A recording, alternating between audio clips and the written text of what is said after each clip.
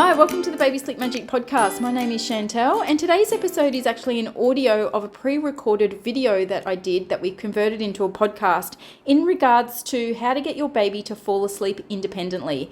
This is by far one of the most frequently asked questions that I get, so I hope this podcast can help and lead you in the right direction. Thanks again for listening, and please feel free to forward this to another mum or a friend if you find it helpful. Hey guys, today's video I'm going to talk a little bit about how to get your baby to fall asleep independently. Now, this is by far the number one question that we all get asked. How to get your baby to fall asleep by themselves. However, it's not as easy or as simple as just pop and bub down. As you all know, pop and bub down, walking out and, voila, they're asleep. Everything has to kind of line up. Now, if you've got a baby that does that, by all means, celebrate that moment. Amazing, great. I certainly didn't with Noah, and I had to obviously implement everything that I needed to with Cruz for Cruz to be a good sleeper. So look, my number one tips are timing is everything. We have to ensure timings are in line with your baby's developmental age, obviously their wake windows, because if you try to pop them down too early, they won't sleep. If you try to pop them down too late, they won't sleep. So we've got to find that perfect sweet spot of where your baby sits when it comes to their wake window. So how long they can capably stay awake for before they need a nap. And obviously it changes depending on age. So, newborn baby 0 to 6 to 12 weeks is literally 45, 50 minutes, give or take. Obviously, as they get a little bit older, their wake window increases. So anywhere between 3 to 4 months, it's an hour and a half, 6 months, 8 months, 2 hours, and so on with bubs as they get older. You've got to find that sweet spot. So that's the absolute key. That's number one. 2, you've got to make sure the room environment is set and ready, because again, you're not going to get amazing success in most cases if the room's too bright and you don't have white noise. Now, not saying that you won't, because some people do. That's, if you've got a baby that sleeps in a light room without white noise, don't change it. But most people do experience some challenges when it comes to sleeping and nap time. So if you can have everything on your side, the success rate is going to obviously be a lot higher. When it comes to room environment, temperature, white noise and dark room plays a big part. So dark room, key, that's going to help. And I have done previous videos before on dark room, how dark, why, and all that kind of stuff, which you can go back and have a look at. But babies are not afraid of the dark. So the darker the room you can get, the more success you're likely to experience. White noise is really important because babies are not used to being in a quiet space. So white noise plays a significant role. It calms them. It drowns out external noise, and it can also increase your chance of a good nap and a longer nap.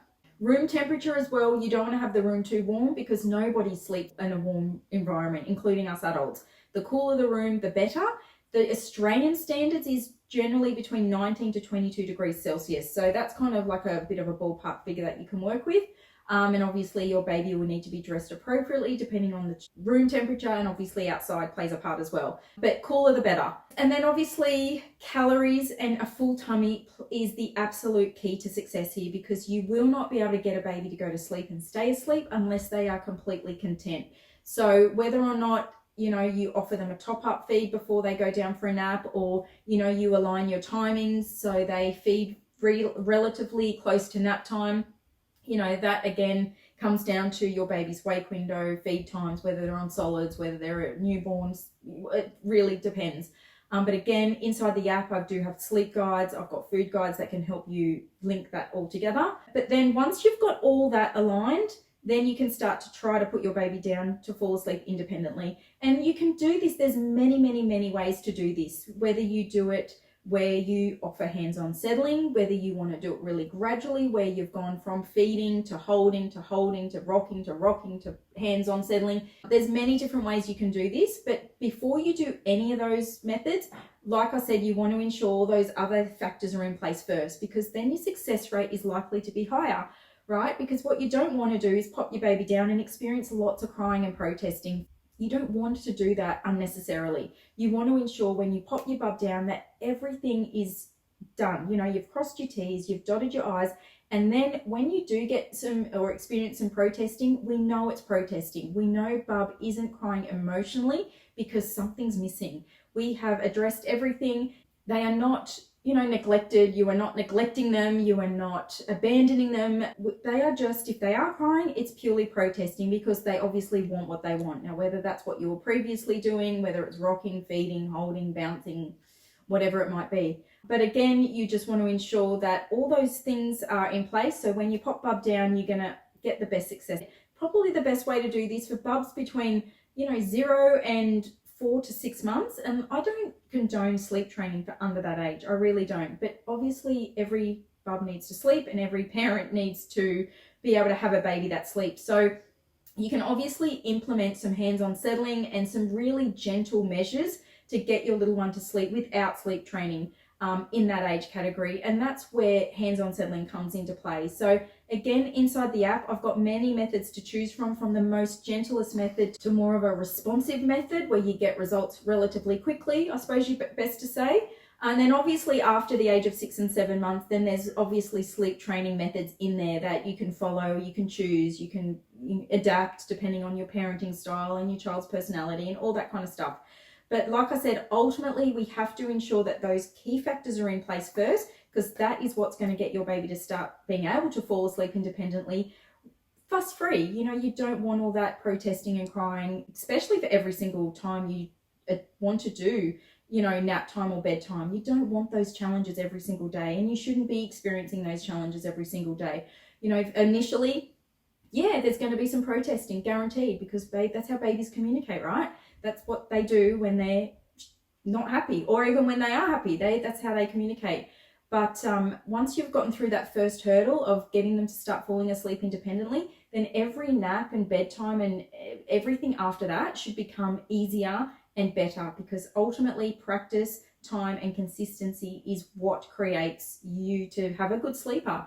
Sleeping is a skill. It's a skill for life. So once they've learned it, it's a skill that they're never going to forget. But it does take practice to master. Now, step 1 is getting your baby to fall asleep independently. Step 2 is getting longer sleeps at night and then better stretches through the day. And that will come with time and practice and consistency, like I just said. But ultimately, step 1 is getting your baby to fall asleep first, because you won't achieve better nights and longer stretches of sleep during the day unless step 1 has been implemented and then practiced and then mastered. So look, I hope that helps. I hope it gives you a bit of an overview of what to do, how to do it, what steps to take, and give you a bit of confidence, because a lot of parents feel really deflated and really defeated by the fact that their baby just doesn't do amazing naps or doesn't sleep all night. But step 1, getting them to fall asleep independently to begin with. Once that's been achieved, then everything else does fall into place naturally. We've got to ensure that everything else over here is addressed first, and then things will just fall into place over time. So look, I hope that helps. There is all this information, whether it's sleep training or hands-on settling or all those key factors that I spoke about, inside the app for a lot more information that goes into a lot more detail. So I hope this information can help, and even if it can just guide you in the right direction. If you do have any other queries or questions, please feel free to pop them in the community inside the Baby Sleep Magic app.